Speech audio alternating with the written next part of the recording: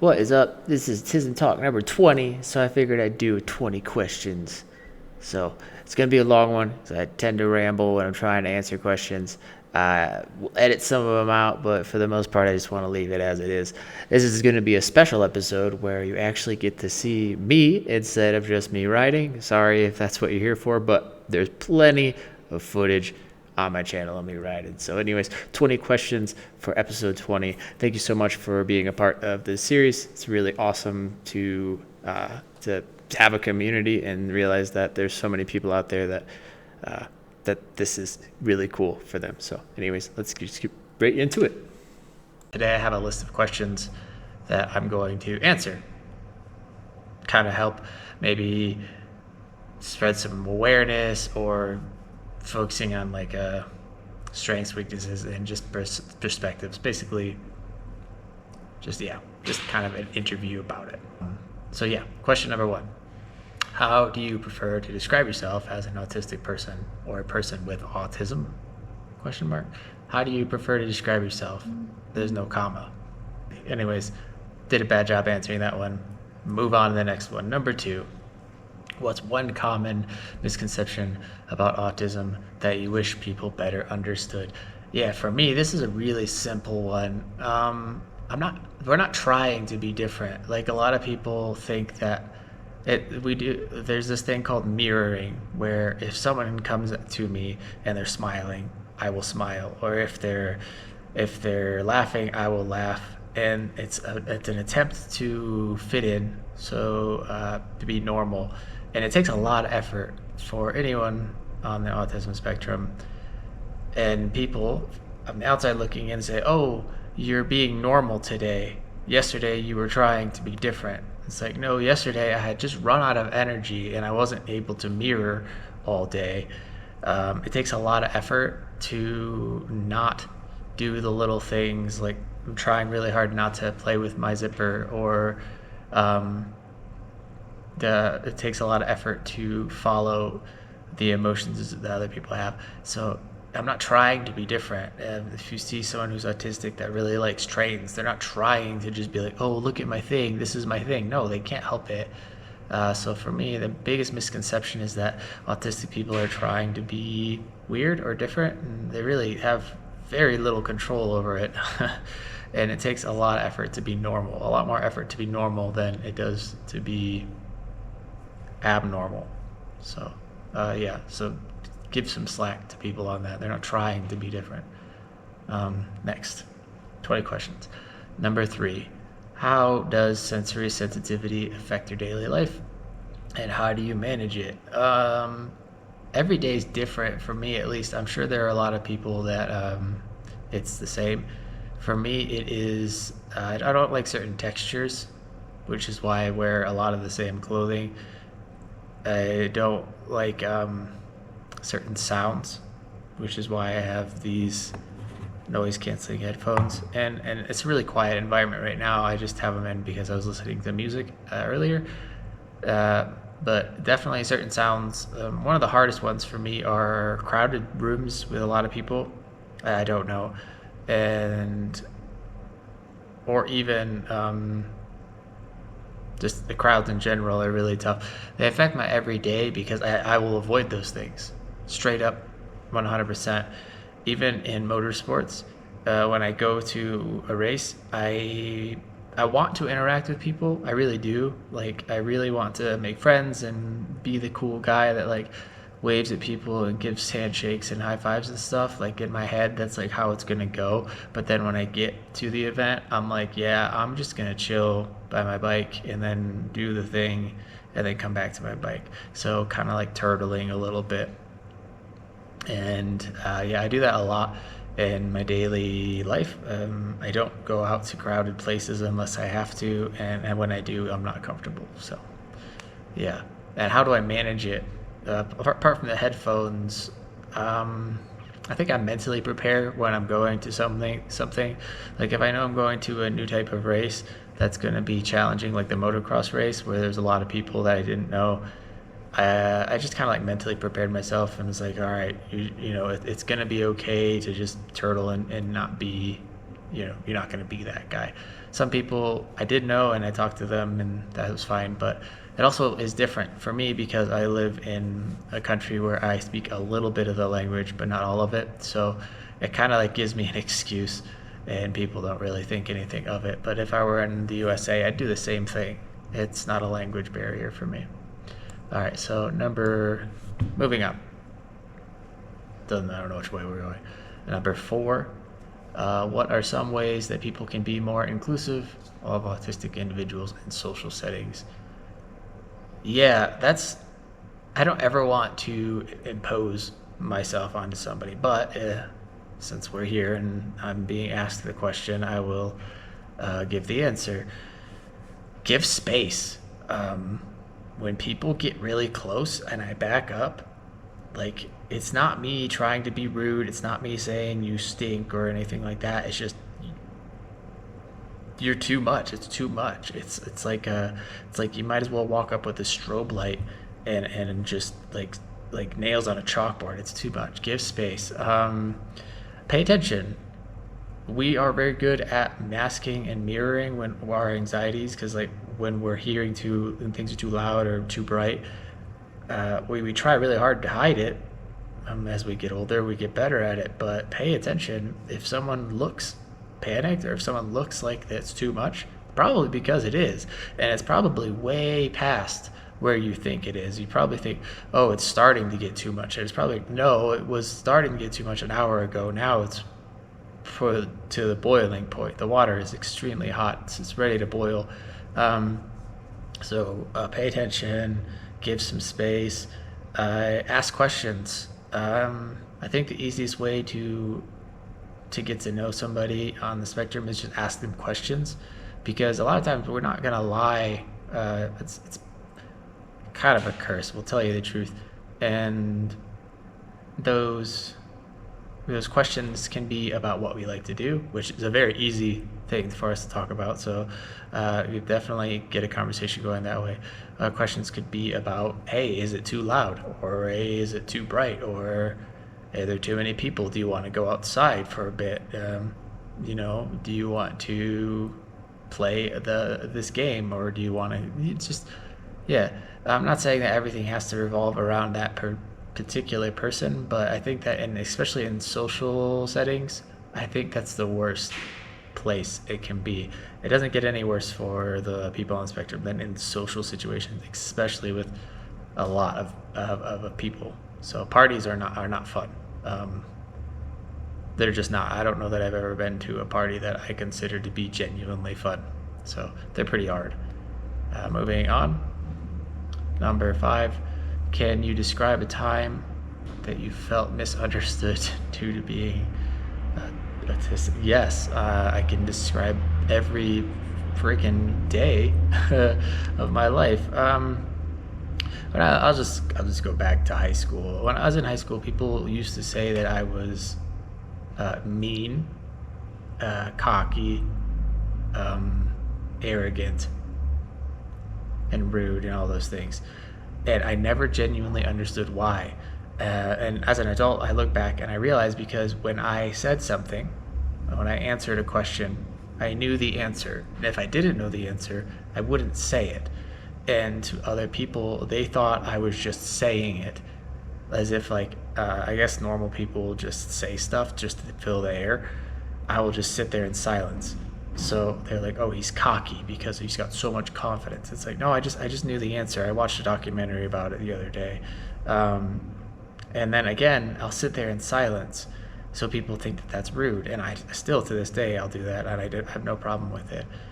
People also say that I was mean because if someone said something or did something that was rude, I would say, hey, that was kind of rude. Or I would just say, don't do that, and if you do, this is going to be what happens. And I would just be blunt and straight to the point, and people always assumed that was me being like mean.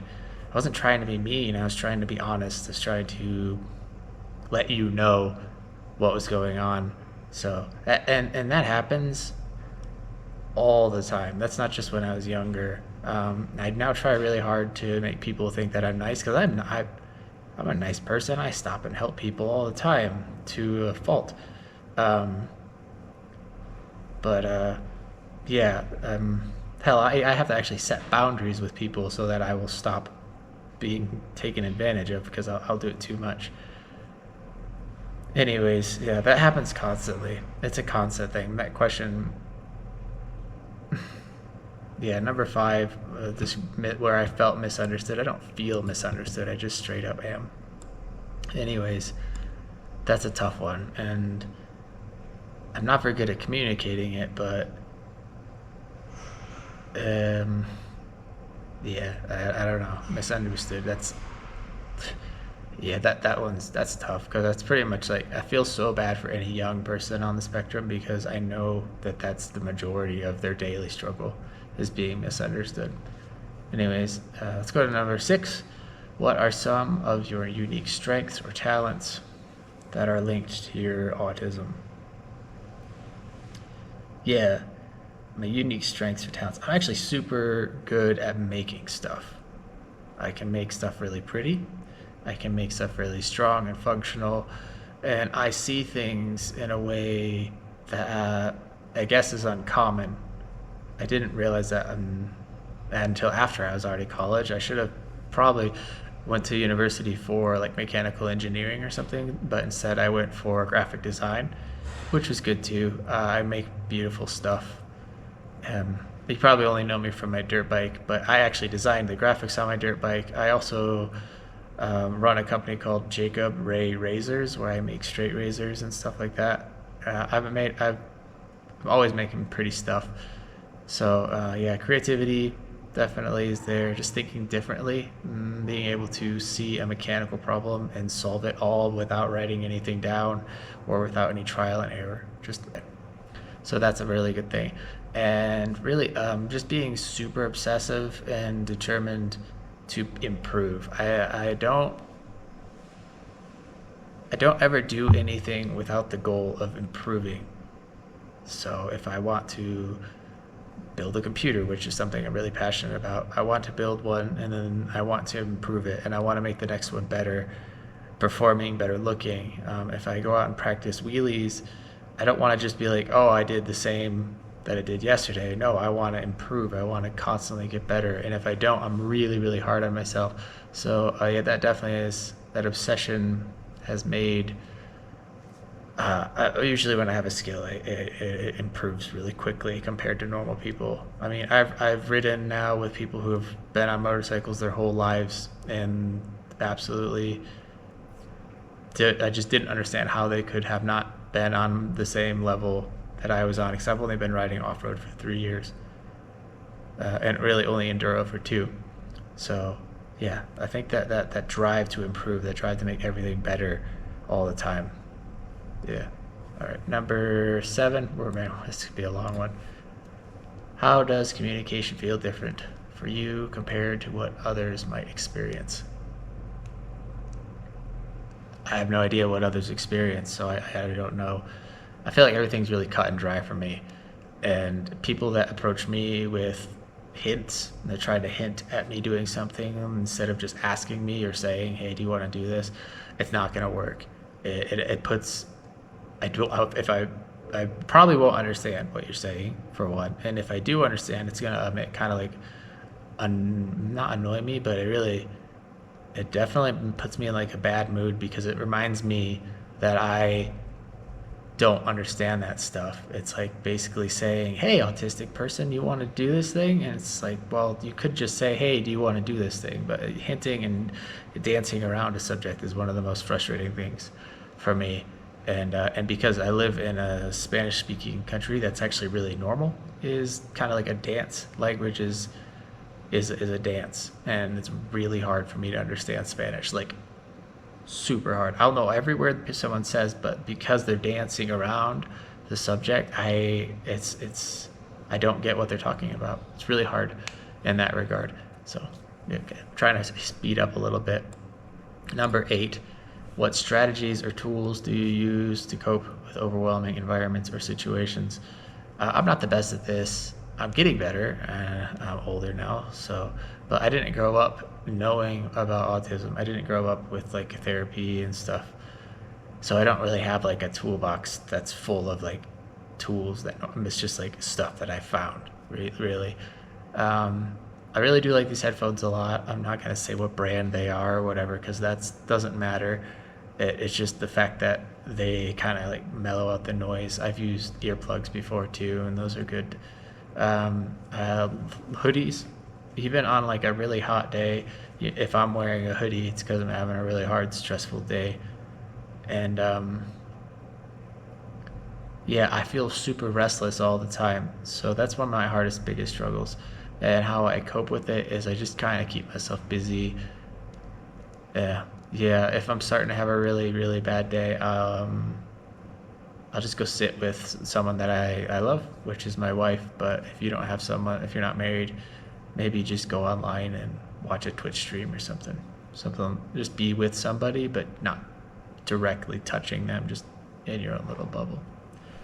Yeah, turtle, really. It's okay to be a turtle as long as you're with other turtles. Number 9, what are your favorite activities that help you relax and find comfort? I play video games. I draw. Obviously, I ride dirt bikes, and believe it or not, I do a lot of like repairing and sewing of my clothing, stuff like that, just repetitive stuff. But drawing and video games, I would say, help me relax a lot. I'm trying to think of another thing. I like music too, just normal people stuff. Yeah. How do you, okay, number 10. Wow, we're halfway there. I feel like I'm going really slow. I'm trying to speed it up. Number 10, how do you navigate changes in routine and what helps you make transitions easier for you? Man, so I'm actually pretty flexible for a person in general, not just for somebody on the spectrum. I'm pretty darn flexible for my routines. I mean, like, I live in another country. I just, if someone comes up to me and says, hey, let's go do this thing, I'll do it. But my routines are like little things. Like the way that I do a specific thing is really hard for me. Like if I'm working on say an engine rebuild, and I'm rebuilding the top end of an engine, and I have the whole thing taken apart, and someone says, hey, it's time to go to lunch. Stop what you're doing, go to lunch. That is impossible. I cannot do that. I will not do that. So what I'll have to say is, allow me to get to a stopping point, and then I will now say, okay, I need to find a point where I can stop. And whatever that means for you. But for me, if I'm rebuilding an engine, that means that all the parts need to be accounted for. Everything needs to be exactly where it's going to go, so that when I come back to it, everything's going to be right there, and I can just get right back into that mindset. A lot of people don't do that, and they end up with extra bolts. And they're like, oh, you don't need them. Well, you do. So transition routines are for me much smaller than like the whole day. It's not the whole days. Every day is not the same for me. But the little things that I do, I definitely like to have to do them in a certain way. Otherwise, I can't describe what it's like when somebody messes with that. Yeah, it's pretty hard. It's pretty rough. Maybe I'm not the right person to answer that question. Let's try another one. Number 11. What is one way that friends or family have supported you in a helpful way? Every way. I mean, my mom and dad, they raised me without the knowledge of autism. They raised me as a normal kid. They kept me busy. They taught me how to build things, how to create things. They taught me how to use my mind to solve problems instead of just throwing money at a problem. We didn't do that. They taught me how to work hard and how never to quit. My wife, she taught me what autism is. She is like there to help me through every difficult thing, and she's also there to push me and to make things difficult sometimes, like moving to another country. But she doesn't get upset with me when I get frustrated. I mean, sometimes we're people, but being understanding and also being both your push and your support is really rare, and I appreciate that from my wife. My family was more of a support, and they would push as well, but they just allowed me to go. They basically were just at the reins because I was unstoppable when it came to what I wanted to do. So, yeah, just I think that the people around you, you need to pick them very carefully because they make or break you.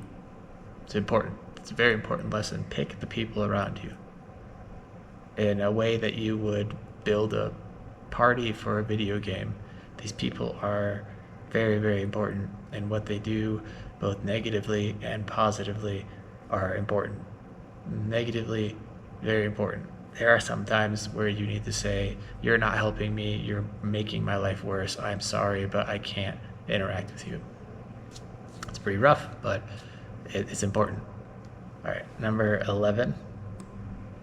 Oh, all right, we already did number 11. That was number 11. Number 12. How does autism impact the way you experience emotions? I think it delays them. A lot of people, I think there's a common misconception that people on the spectrum don't experience emotions. And that's like one of the hard, it sucks. It really bothers me. I love being surprised. Like big surprises are so rare, and I've only ever had them maybe 2 or 3 times in my life. And to this day, I regret the way that I reacted to my 21st birthday. My wife woke me up and we got in the car at like 4 o'clock in the morning and we started driving. And mind you, we had no money at all.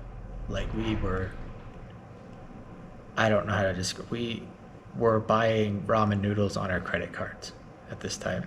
And somehow she had managed to make my 21st birthday trip a surprise to where we went to Breckenridge, Colorado, so I could go snowboarding.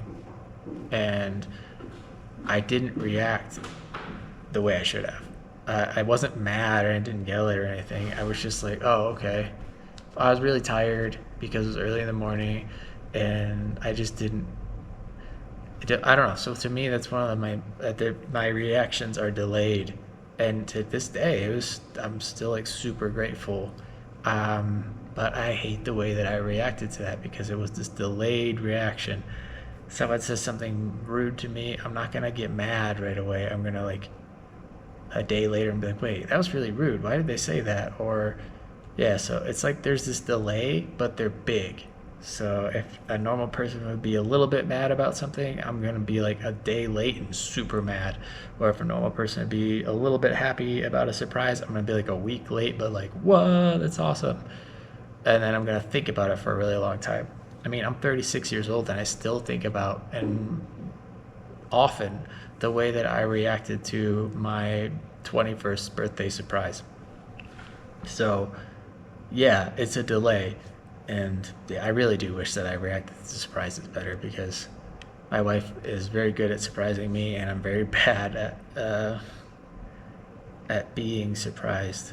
And I know it hurts her feelings and that makes me very sad. So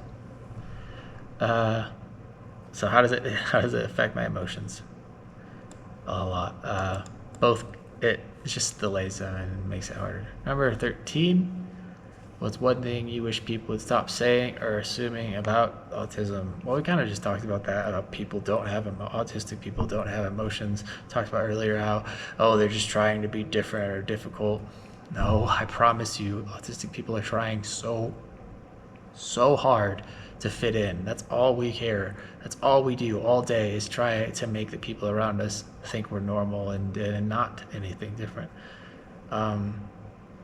And I just wish people would stop saying like, oh, autistic people are just rude or autistic people are, we're trying so hard, all of us, to be considered just fly under the radar. Not trying to be different. I'm not trying to wave a flag.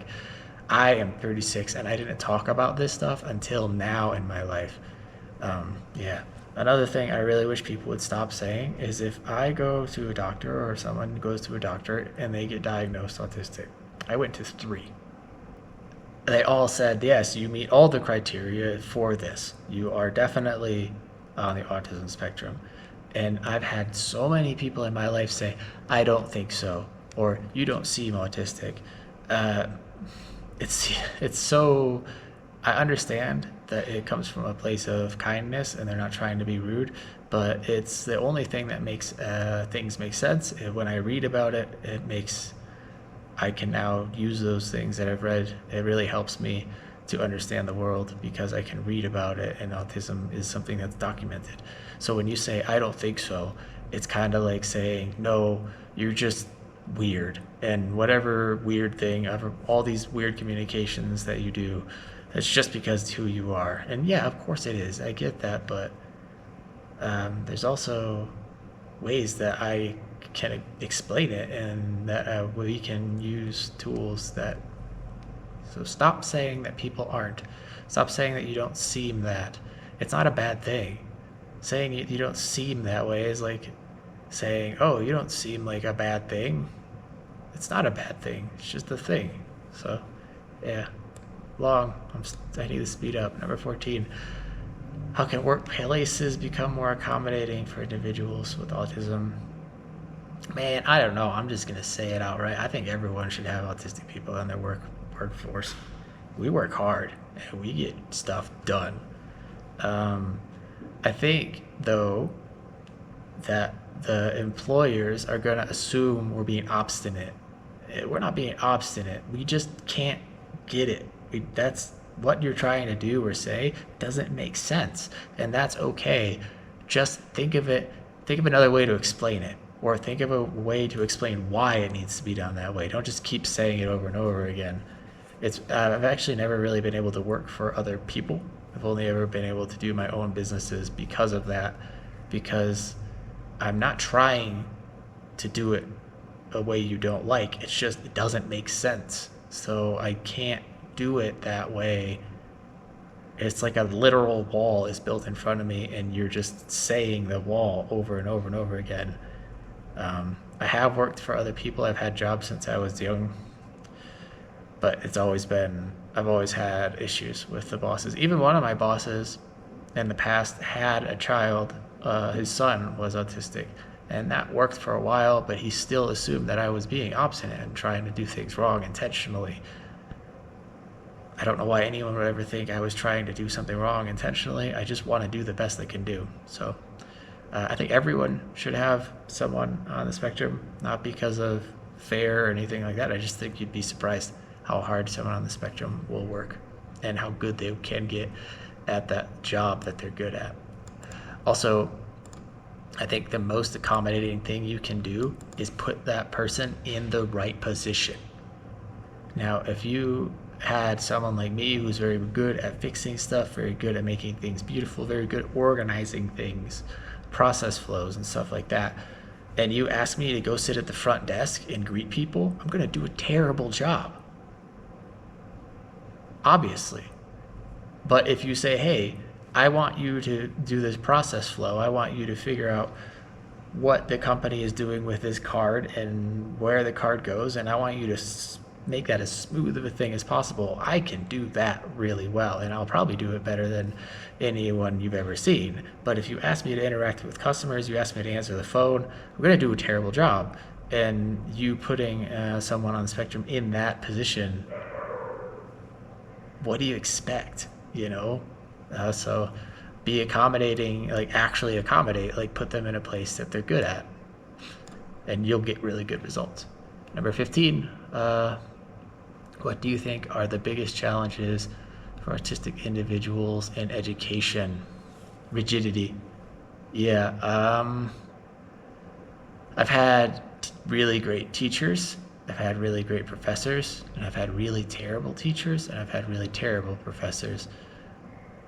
Some of the worst ones were ones the worst teacher I've ever had said that I lied or that I plagiarized, which I never did, and I never do.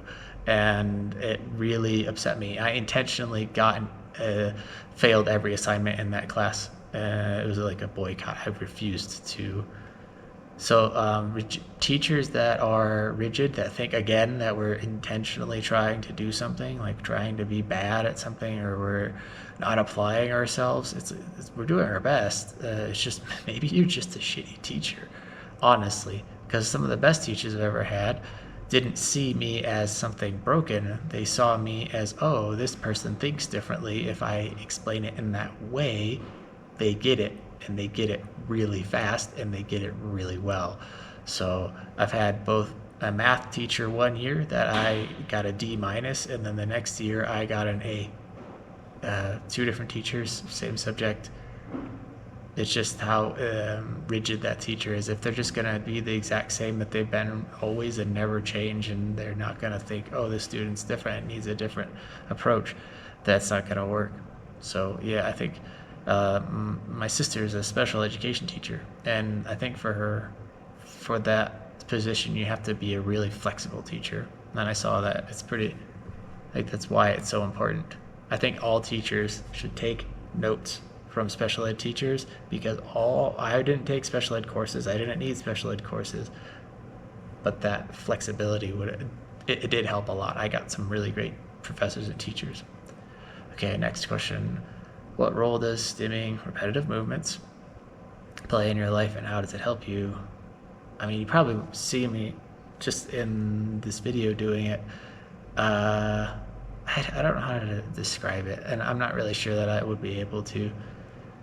It's not like we're trying to be annoying. If someone is moving too much and it is annoying, that sucks. I'm sorry, I get it. Try replacement behaviors instead. Like if someone rocks back and forth and that's hard for you to deal with as an outside, try giving them like something else to do. Maybe that'll help. I don't know. There's a bunch of different ways to do it. It's a tough one because I do it and I pick my skin and my fingers and stuff like that. So it's just kind of like, kind of makes you feel calmer. I don't really know. It just helps me calm down. Next question. How does autism influence your social relationships, and what do you appreciate in friendships? I can't have too many friends. For me, it definitely people that require like constantly talking, or people that are not genuine, I can't be friends with. It really bothers me, and I will say something like, that's not true. You don't do that, or it doesn't work. And yeah, I do appreciate my friends that are honest.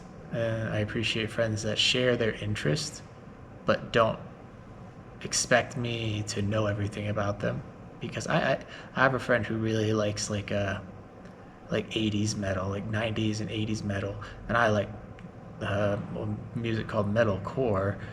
So when we share songs back and forth, and I'm like, hey, check out this new band, and he's like, real cool, I like that a lot. That reminds me of this band from the 90s, and I'm like, I've never heard that.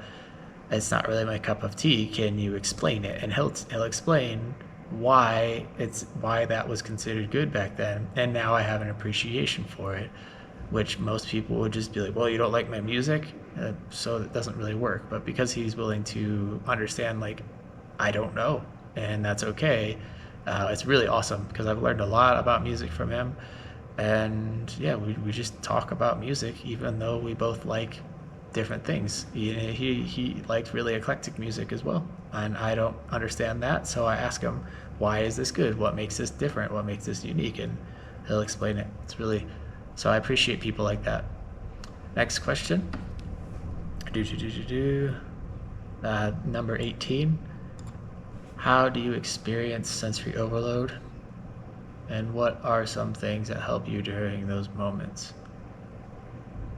I don't want to get too personal about this, because some people that I know might watch and it might be offensive. But if there are too many people in your face, screaming, playing, it happens a lot in crowds and stuff like that. I get, people will think that I'm being really rude, and I'm actually just like, I'm really trying, basically shutting down. The best thing for me to do is just leave that situation, because the alternative is for me to kind of like lash out. And I think that's really common It doesn't necessarily mean like lash out at the people or whatever, but it might mean like lash out at myself, or just be um, you just say rude things or whatever, or do, I don't know. It's tough to describe because, uh, yeah, like I said, I know that I don't want to offend anybody, but in crowded situations when then you don't have control and everything's very loud, the easiest thing to do, and a lot of times the best thing to do, is just find a quiet place to do that. Yeah, and the honestly, you might have to lock a door behind you, because in certain situations, people want you to be, because like they want to be around you, so they're gonna go in, follow you, and you, that's not best. Or so the easiest one is the bathroom, but that's not always the best to do because you know. So yeah, just find a place to be um, away from it. A lot of the times, if something is too much, the best thing you can do is just get away from it. Um, Small doses. Some take things in small doses. Next question, number 19. What is your favorite thing about being autistic that others might not realize? Um, I really, really like how easy it is for me to understand mechanical things. It is so awesome to be able to diagnose a mechanical issue on a vehicle or a dirt bike, or really anything, in seconds, just by getting maybe two or three things. Order one part, replace it, and then it's fixed. I can't tell you how many times I've experienced people saying, "Oh, I think this is wrong, so I bought X, Y, and Z," and then they put X, Y, and Z on their truck, and it's still broken. And I'm like, "Oh, you have a clogged fuel filter." All the symptoms said clogged fuel filter. Why did you buy all those other things? It happens to me constantly. Oh, did you check the grounds? Did you check your battery connection? Oh, well, no, I did everything but that, and turns out the battery just came disconnected. That honestly, it's freaking sweet. Sometimes it does feel like a superpower, just being very good at, because I fully understand the system. Being good at diagnosing is awesome. At that, I don't like to say autism is a superpower, but in those moments, I feel like a superpower. It feels like a superpower, so that's pretty sweet. Oh, I'll take that. All right, next question and last question. Question number 20. How can someone who is not autistic be a better ally or advocate for an autistic individual? Yeah, that's a great question. Um, and again, I don't ever want to be the center of attention, but because we're being asked and I'm answering, my wife is very good at this. If someone is being rude to me, and I, because I have this delayed response and I don't really know they're being rude, she'll come in and say, "Hey, blah, blah, you're being a jerk. Don't treat him like that," or something like that. The best ally I've ever had, obviously, is my wife, and she'll stand up to people for me. And I don't mean get in a fight. I don't mean physically. I mean, if someone says something that's rude, I'm going to just put my head down and not really understand that it was rude, and she's going to come in and defend me. And that is huge. It makes me feel important, and it's a big deal. It's a really big deal. Another thing would be just knowing what to look for. Like, she's gonna know that if we're at the beach and there's a bunch of kids throwing sand and stuff, that I'm not comfortable, and she's gonna know that. And she might say, "Hey kids, can you go play somewhere else?" Because when that stuff's happening, it's too much for me to even ask. I'm like, I can't even think about the words to say to the kids. All I want to do is leave, and usually I do. But if she wants me to stick around, which she usually does, she'll solve the problem. So just pay attention, there's so much literature you can read. There's so many videos you can watch, but I definitely recommend reading and watching things from actual people with actual freaking training, not just randos on the internet like me.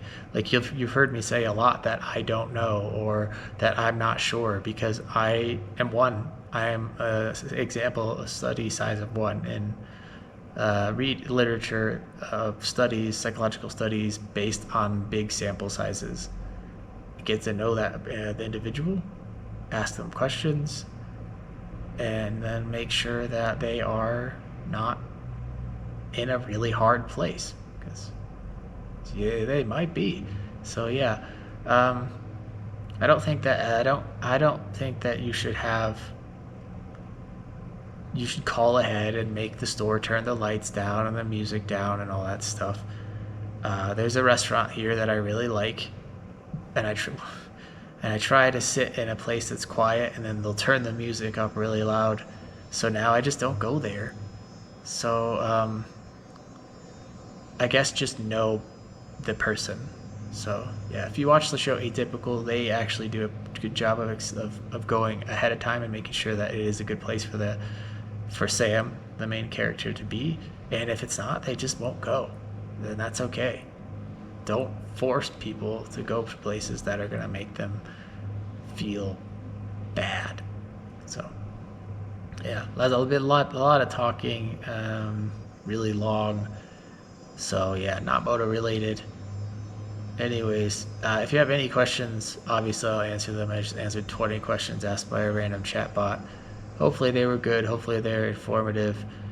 And yeah, ask away down below, and I'll do my best to answer. But I'm not a doctor, and if you are a doctor, please go ahead and respond. Anyways, thanks for being a part of all of this, and I hope you have a great day.